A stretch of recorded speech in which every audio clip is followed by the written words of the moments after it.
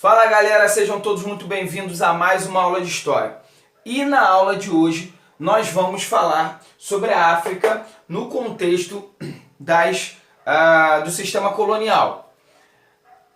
Para a galera do primeiro ano nós vamos falar do capítulo 12, essa matéria é o capítulo 12 da História 1, beleza? Então vamos lá.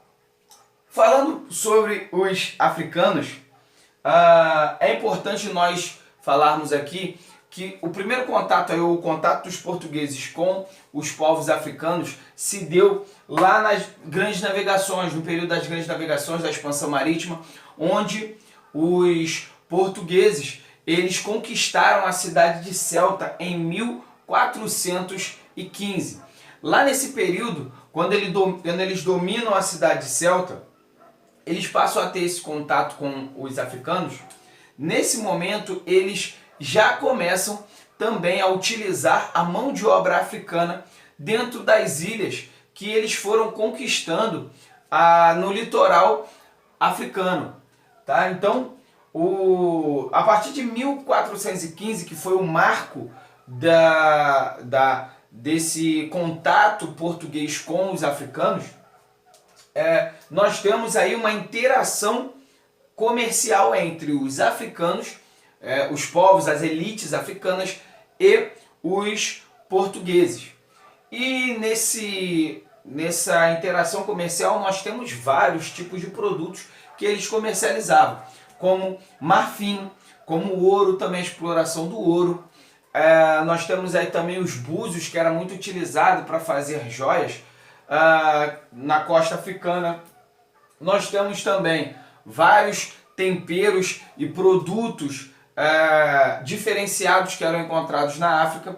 E os portugueses, para eles terem a sua presença garantida no litoral africano, eles começaram a construir feitorias, que eram entrepostos comerciais, galpões, onde eles armazenavam produtos e, periodicamente, eles iriam lá buscar esses produtos na África. E também esse entreposto comercial serviu muito para a exploração da mão de obra africana, porque eles pegavam os africanos, os negros, traziam para as feitorias onde esses negros ficavam presos ali nas feitorias e eram depois vendidos para a América. Falando sobre essa interação, nós temos o processo de escravização. Por que escravização? Porque o processo do tráfico negreiro ele surge através desse contato. Porque com o passar do tempo, quando os portugueses trazem da Índia a cana-de-açúcar, que ela é experimentada primeiro dentro das ilhas na costa da África, como por exemplo a Ilha da Madeira, eles começam a utilizar a mão de obra escrava ali. Escravos que eles compravam ou simplesmente pessoas que moravam próximo daquela região e eles faziam ali, exerciam um trabalho compulsório. Posteriormente, começaram a utilizar a mão de obra escrava ali. É interessante que aqui, quando nós falamos sobre o processo de escravidão, muitas pessoas ganhavam dinheiro com isso. Então, havia uma justificativa, eles justificavam aqueles excessos, aquela atitude com os escravos por vários motivos. Um desses motivos era um motivo ideológico, né, e também religioso, que eles diziam que os africanos eles eram pagãos, que eles não conheciam a Deus e que escravizando eles e catequizando, pregando a palavra para eles, eles iriam se converter ao cristianismo. E uma vez se convertendo, eles estariam salvos. Essa é uma das alegações que eles utilizavam para conseguir, isso depois passou de tanto tempo que eles falavam e justificavam que isso se tornou algo muito comum. Mas havia uma justificativa. E eu coloquei esse sinalzinho aqui porque é muito importante que todos ganhavam dinheiro nesse processo da escravidão africana. Tanto a igreja ganhava dinheiro, quanto também o rei, o traficante também, quem fazia o translado, quem vendia, todo mundo ganhava dinheiro. E os negros eles passaram a vir para a América, né? Principalmente para a América Portuguesa, que foi onde foi utilizado em larga escala a mão de obra africana. Então eles foram trazidos para cá. E aqui, uma vez esses homens e essas mulheres que já eram livres, que já tinham experimentado a liberdade, já viviam muito bem nos seus locais lá na África, esses homens vieram para cá e eles foram explorados como escravos. E aí entrou o processo que nós chamamos de resistência africana. Os africanos resistiram de diversas formas, né? Eles resistiram com fugas, com assassinato dos seus patrões. Também eles resistiram até mesmo eles se matavam, né? Eles se suicidavam. Mães abortavam seus filhos para que esses filhos não tivessem a mesma vida que ela.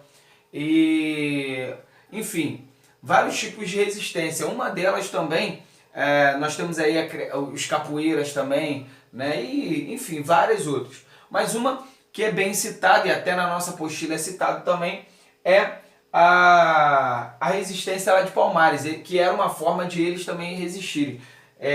Dentro de grupos que eles formavam, né, tentando reproduzir o máximo possível, bem próximo da cultura ou do ambiente que eles tinham ou que eles tinham vivido certa vez na África, tá? Então,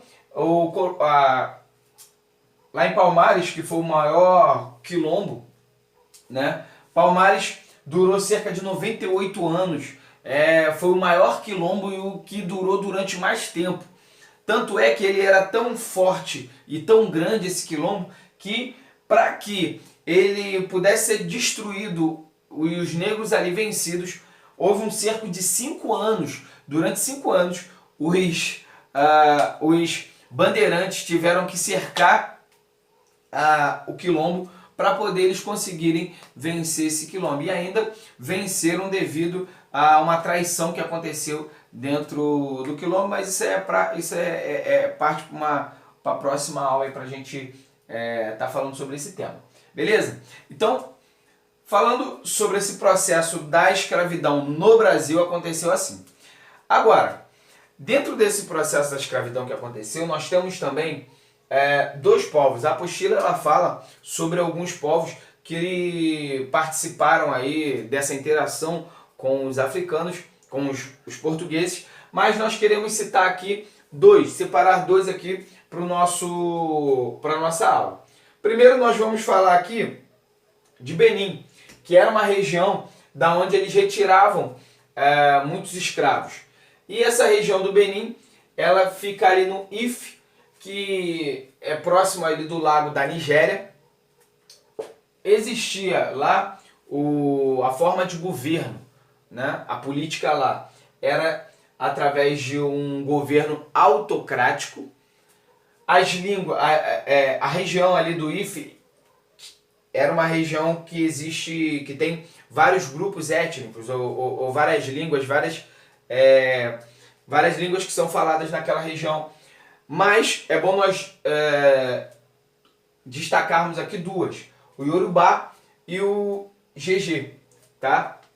Essas duas línguas, até mesmo o Yorubá, ele era muito falado pelos negros que vinham para o Brasil, principalmente para Bahia, né? Lá para Salvador.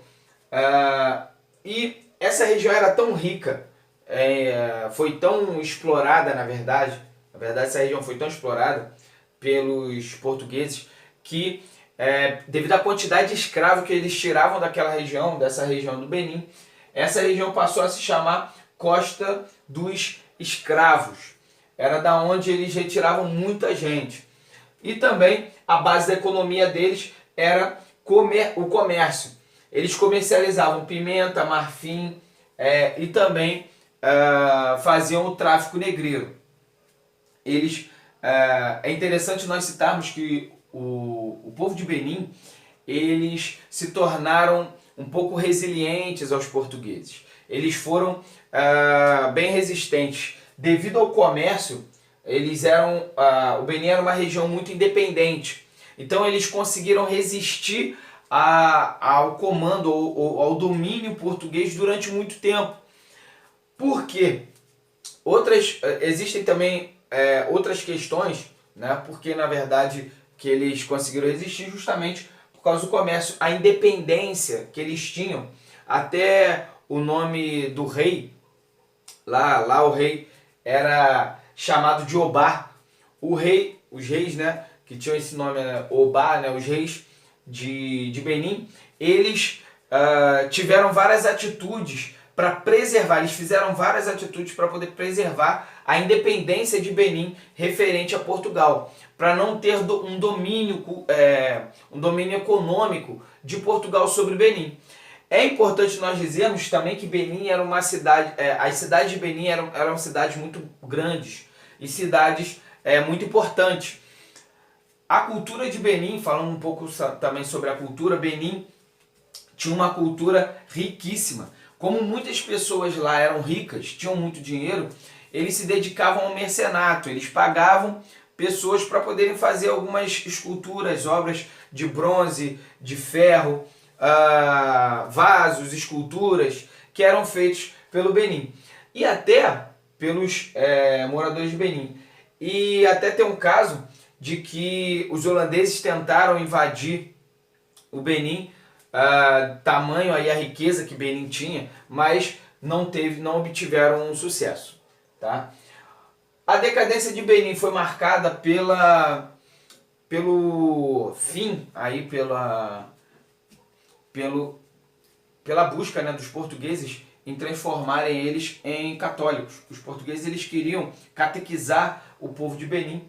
Esse foi um dos motivos pelos quais os Benin se tornaram também resistentes aos portugueses, não aderiram à religião, ao cristianismo, e isso fez com que os portugueses ganhassem mais força no processo de invasão da região do Benin, o que contribuiu para a decadência de Benin lá em meados do século XVII. Falando um pouco sobre o Reino do Congo, nós temos aqui, sabemos que o rei de Congo, ele era conhecido com o nome Mani Congo. Havia uma grande e intensa comercialização de produtos com os portugueses. Os portugueses eles tinham uma parceria de comercial com os congoleses imensa. E os congoleses eles passaram a se tornar totalmente dependentes dos portugueses. É importante nós falarmos aqui também, que senão eu esqueço, é que esses daqui são dois povos, duas civilizações do continente africano. Existiram várias, os portugueses tiveram contato com vários, mas a presença portuguesa na África fez com que os povos africanos eles aumentassem e acirrassem a guerra interna dentro do próprio continente, aumentando a quantidade de escravos entre eles e a quantidade de escravos vendidos aos portugueses. Aqui acontecia da mesma forma, era autorizado dentro do Congo a perseguição a alguns negros e também a captura de negros. Mas o Congo ele manteve uma relação amistosa e muito próxima dos portugueses, tanto é que o rei, agora se não me engano, eu não lembro muito bem o nome do rei, mas o rei do Congo, ele se converteu ao cristianismo, foi batizado, né, foi chamado de João, foi batizado com o nome de João I, e eles tiveram essa grande aproximação. Só que com a União Ibérica, a união de Portugal e a Espanha, Portugal perdeu algumas colônias, perdeu o controle de alguns locais, de algumas regiões, como por exemplo a região do Congo. Quando acabou a União Ibérica, os portugueses tentaram reatar esse acordo ou ter de volta essa região. E os congoleses não aceitaram. E aí entraram em embate esse que ficou conhecido como Batalha de Ambuila. E na Batalha de Ambula, os portugueses venceram os congoleses, mas a vitória dos portugueses não manteve, ou aliás, não melhorou nada para aquela região. A vitória dos portugueses fez manter a escravidão dentro daquele território, aumentou o número de escravos a serem retirados de lá e, detalhe, após essa batalha houve uma guerra civil acirrando aí, aumentando o enfraquecimento da região e causando o seu declínio político e econômico. E aí o declínio do império da região do Congo foi a partir daí, lá no final do século XVIII. Beleza? Então, tá aqui, nós falamos um pouco sobre esse módulo, sobre esse capítulo. Eu peço a vocês que façam as atividades da apostila, pelo menos façam as atividades conceituais, que eu sempre peço para fazer as conceituais. Faça as conceituais e faça também as atividades que eu passei para casa, beleza? E aí eu vou ficar esperando essas atividades para nós corrigirmos na escola, beleza? Galera, um grande abraço, estou morrendo de saudade de vocês. Peço a vocês também que comentem no vídeo, tá? Comentem aí embaixo do vídeo, depois que vocês assistirem, deixem alguma sugestão de como vocês querem que a aula seja feita, se quer aqui, assim no quadro, se prefere slide, o que vocês acham legal aí, uma sugestão, tá? E também, além disso, eu peço que vocês marquem o sininho aí para ficarem por dentro de todas as notificações e os novos vídeos dentro do canal. Valeu, galera, ó, grande abraço, beijo, amo vocês, valeu!